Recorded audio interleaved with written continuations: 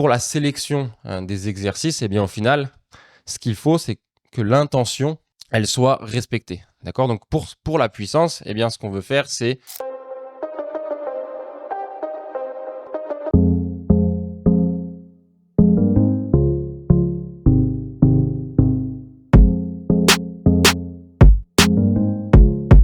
parler ensemble de comment développer sa puissance slash son explosivité. D'accord? C'est deux qualités qui vont se ressembler un petit peu. On va déjà expliquer un petit peu la différence entre les deux et puis après on abordera un petit peu comment on entraîne, les méthodes qui sont intéressantes et voire même les exercices qui sont intéressants, même si vous allez voir que ce n'est pas aussi important que ça au final. Le choix de l'exercice, c'est plutôt l'intention qui va primer. Donc si je vous sors ce podcast sur la puissance et l'explosivité, c'est pas anodin. Il y a mon e-book qui va sortir très prochainement. Je ne sais pas à quel moment vous regardez ce podcast, à quel moment il va sortir, mais en tout cas, ce qui est sûr, c'est que le e-book, il est déjà prêt. D'accord? Vous pouvez déjà même le précommander si ça vous intéresse. Donc pour l'instant, il est gratuit. C'est une mine d'informations. Je vous détaille toutes mes méthodes préférées pour développer la puissance et l'explosivité. Il est gratuit X temps. Je ne sais pas combien de temps il va rester gratuit. Peut-être qu'il repassera payant après. Ça dépendra un petit peu des retours. Si on me dit que c'est vraiment une dinguerie, qu'il faut que je le mette payant, je pense que je le mettrai payant. En attendant, si vous voulez l'avoir en avant-première, vous pouvez déjà m'envoyer sur Instagram e-book. Tout simplement, vous envoyez e-book en DM ou vous répondez à une story. À chaque fois que vous commentez e-book, eh bien, je vous envoie le e-book gratuitement par mail. Donc, on commence sur notre podcast. C'est parti.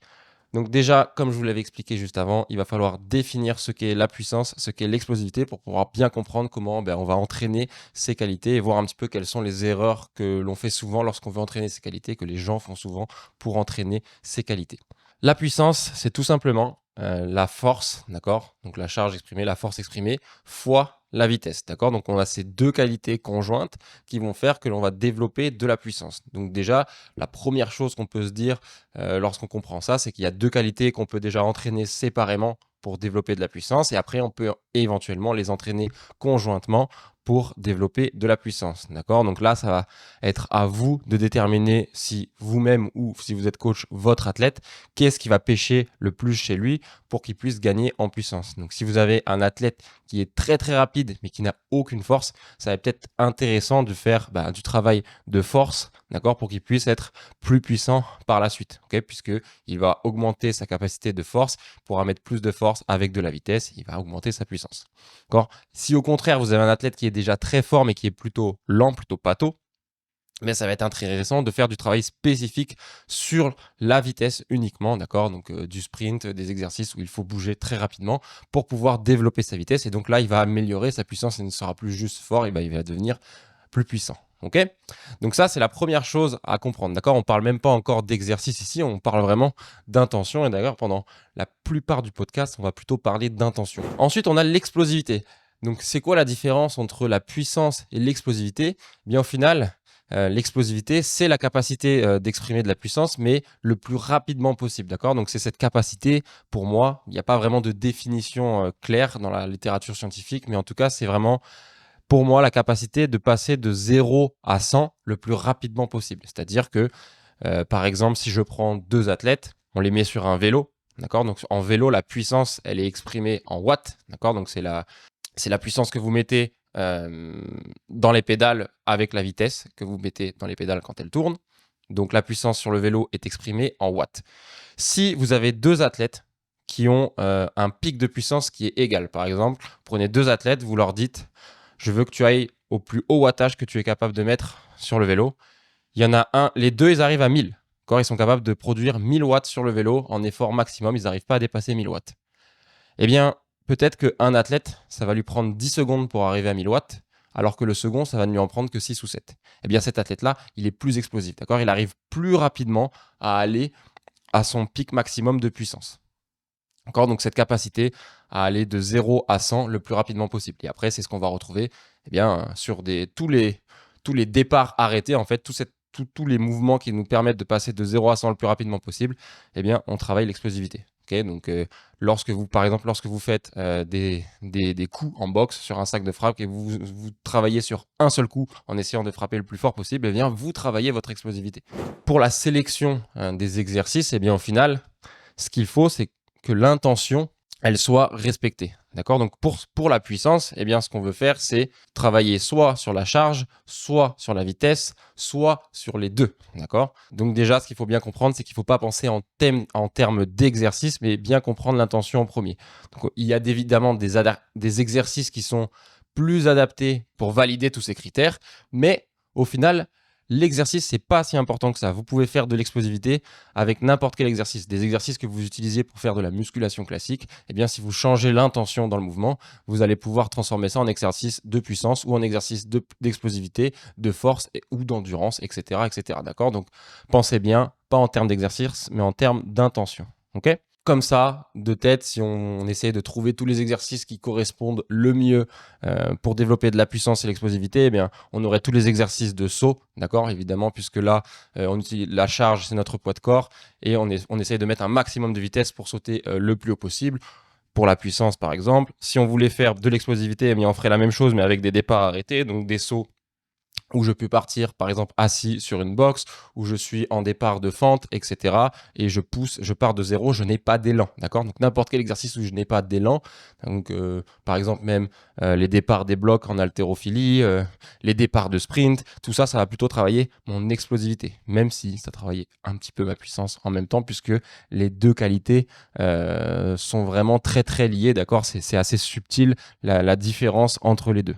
Tous les mouvements où la charge peut être accélérée, donc les jets d'objets, les mouvements de base, l'haltérophilie comme j'en ai répété juste avant, et les sprints. D'accord? Les sprints, c'est vraiment indispensable si vous voulez travailler votre puissance, votre explosivité, c'est l'exercice numéro 1. D'accord? Si vous êtes un athlète et que vous avez un sport qui demande de travailler la puissance, l'explosivité ou peu importe, vous avez besoin de faire du sprint. Si vous ne faites jamais de sprint, vous passez vraiment à côté d'un des plus gros outils de préparation physique qui est disponible. Et en plus, il est disponible gratuitement. Vous avez juste besoin d'être dehors, d'avoir une piste ou d'avoir un chemin de terre ou peu importe et vous pouvez sprinter.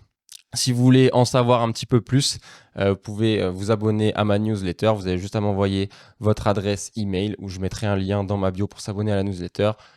Si vous commandez le e-book ou si vous commandez ma semaine HTM Performance, vous pouvez juste m'envoyer test en DM pour recevoir la semaine test de HTM Performance. Vous recevrez également la newsletter et puis après, si ça ne vous intéresse pas, vous pouvez tout simplement vous désinscrire. C'est très simple, il y a juste à cliquer sur désinscrire. Là, on va parler un petit peu plus des méthodes qui fonctionnent pour développer la puissance et l'explosivité. D'accord? On a vu un petit peu l'intention, donc bien comprendre la charge, la vitesse ou la charge fois la vitesse en fonction du profil que vous avez.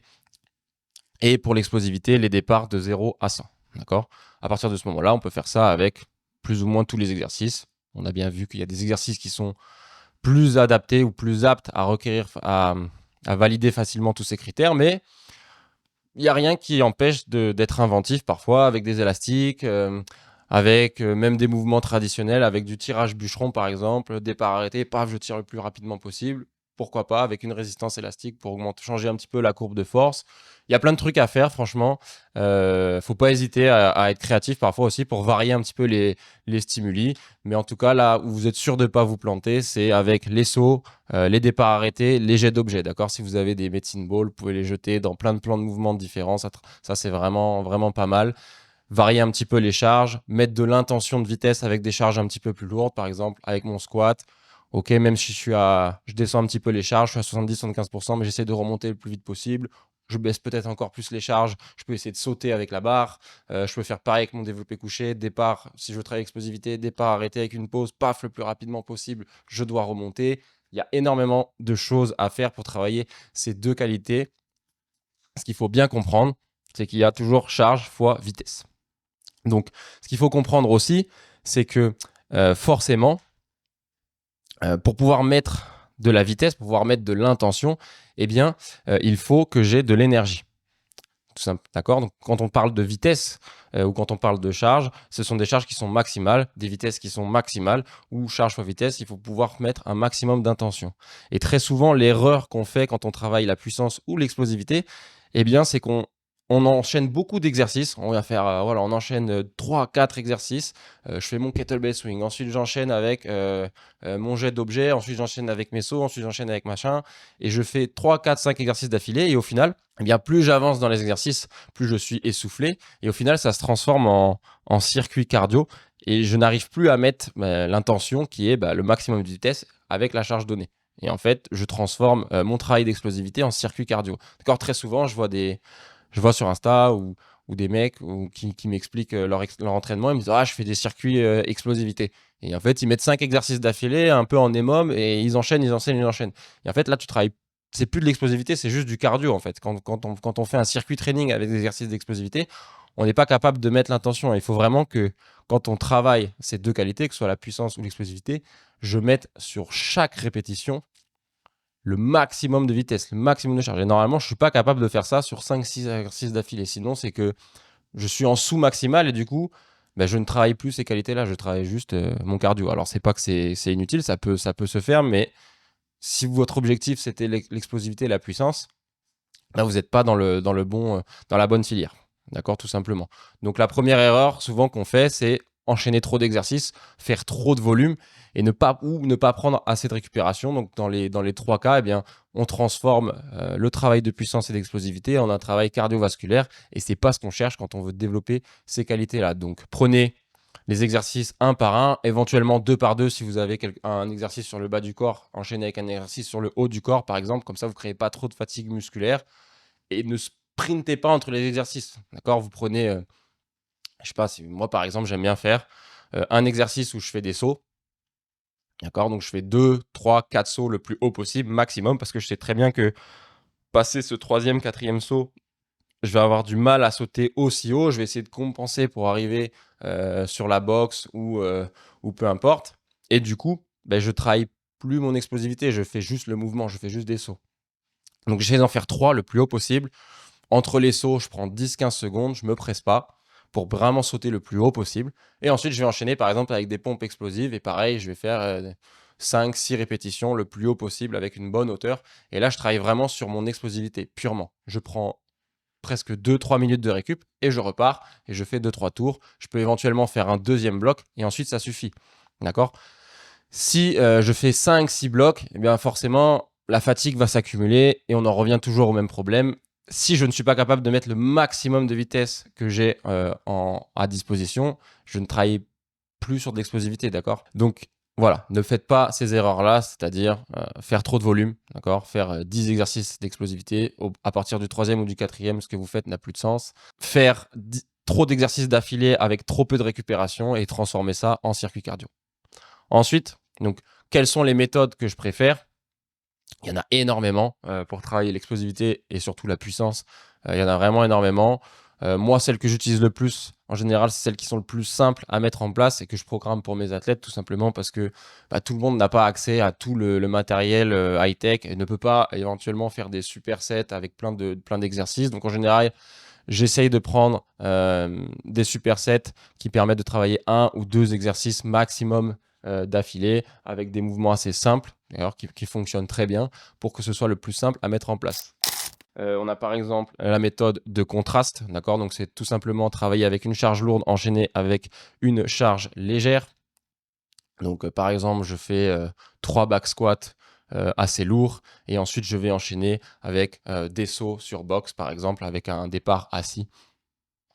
Et là où je vais vraiment ça va permettre de potentialiser ou de potentier, je sais jamais comment on dit. Donc de potentialiser, c'est un petit hack sur le système nerveux et du coup comme j'ai travaillé sur mes charges lourdes juste avant, hop, je passe sur mon saut et j'ai vraiment l'impression, je me sens léger, je vais vraiment sauter encore plus haut, je vais vraiment m'activer, le système nerveux il est vraiment ultra actif et je vais pouvoir sauter encore plus haut et maximiser mes gains, d'accord? Ce que j'aime bien aussi pour travailler, bon là c'est un peu plus sur la dominance force, mais c'est les clusters. Donc les clusters, en fait, c'est le fait de séparer les séries en plusieurs séries, d'accord? Donc, petite série à l'intérieur même d'une série. Par exemple, je prends mon 6RM. Au lieu de faire 6 répétitions d'un coup, je vais faire 3 fois 2 répétitions. Et avec 20, 15, 20, 30 secondes entre les séries, d'accord? Donc je fais 2, je récupère 25 secondes, je refais 2, je récupère 25 secondes, je refais 2. Et en fait, ça va me permettre, avec cette même charge qui est lourde, et en très peu de temps, de faire le volume de mon 6RM. Mais en plus, sur les 2 répétitions, vu que j'ai de la pause à chaque fois, je vais pouvoir mettre plus de vitesse et donc travailler un peu plus en puissance et même en force. J'aime vraiment beaucoup aussi les sprints avec résistance. D'accord, ça aussi, c'est assez simple à mettre en place. Donc, soit vous avez un traîneau, vous partez le plus vite possible avec la charge derrière. Donc, max, toujours encore pareil. On travaille sur notre vitesse avec une charge. Donc, charge fois la vitesse. Donc, on est vraiment sur un super travail de puissance. Vous pouvez avoir juste quelqu'un qui vous tient avec un élastique. Vous le mettez derrière, vous courez et vous êtes dans l'élastique et vous résistez. Ça, c'est vraiment incroyable pour développer de la puissance dans le bas du corps. Vous avez la pliométrie. La pliométrie, c'est vraiment un outil indispensable pour développer de la puissance, de la vitesse, de la réactivité, que ce soit des sauts, des rebonds, peu importe. Donc, c'est vraiment indispensable. En plus, ça vous permet de travailler dans plein de plans différents, d'accord? Des plans que vous n'avez pas forcément l'habitude de travailler d'habitude. Il y a énormément d'autres méthodes que j'utilise pour travailler l'explosivité et la puissance. Vous avez tout le détail dans le e-book, d'accord? Donc au total, j'ai détaillé 7 méthodes. Je vous ai tout mis dedans, c'est-à-dire le nombre de répétitions, le nombre de tours, comment mettre en place, comment ça fonctionne, etc. Donc après, c'est à vous d'intégrer ces méthodes dans votre entraînement. Ce que je vous conseille de faire, c'est de toujours les mettre au début de l'entraînement parce que c'est assez énergivore. Et comme je vous ai expliqué tout à l'heure, vous avez besoin d'avoir votre 100%, votre plein potentiel pour pouvoir faire ces exercices-là, d'accord? Donc, n'allez pas faire votre cardio, ensuite de la musculation, et puis ensuite terminer par ça, ça n'aurait pas de sens. Vous seriez épuisé de la séance d'avant, même si vous ne seriez pas énormément fatigué, vous ne pourriez pas donner votre maximum. Et c'est des méthodes où on a vraiment besoin de donner notre maximum, d'accord? Donc souvent, moi, j'aime bien mettre ça, si c'est du travail balistique, du jet d'objets, etc., juste avant mon travail de force. Et si c'est un travail avec une dominante force, eh bien, je l'intègre directement dans ma deuxième partie, après, par exemple, quelques petits sauts, quelques petites activations nerveuses. D'accord? Donc, si on reprend un petit peu le schéma, je fais mon activation avec ma mobilité, par exemple, qui fera office d'échauffement. Ensuite, je fais des petits sauts, de la pliométrie, du jet d'objets, par exemple, et ensuite une méthode de puissance avec de la charge un petit peu plus lourde. Et c'est là où, par exemple, je peux faire mon squat avec saut sur box. Une fois que j'ai fait ça, normalement, en termes d'énergie, sur mon entraînement, c'est terminé. C'est-à-dire que là, tout ce qui va découdre ensuite, tout ce qui va découler par la suite de mon entraînement, ça devrait être moins intense que ce que je viens de faire là, puisque j'ai déjà donné mon 100% sur ces exercices-là. Donc là, ensuite, je vais plutôt passer sur. Moi, j'aime bien l'hypertrophie, d'accord? Donc des séries un petit peu plus longues, de la musculation, et puis terminer éventuellement par un cardio un peu plus tranquille, d'accord? Si vous avez la possibilité, évidemment, c'est encore mieux d'aller séparer le cardio, d'accord? Donc si vous voulez vraiment en savoir plus sur ces méthodes-là, je vous invite à télécharger mon e-book. Vous pouvez juste m'envoyer e-book en DM ou commenter e-book sous n'importe quel post Instagram que je vais poster dans les prochains jours et vous pouvez le recevoir, d'accord?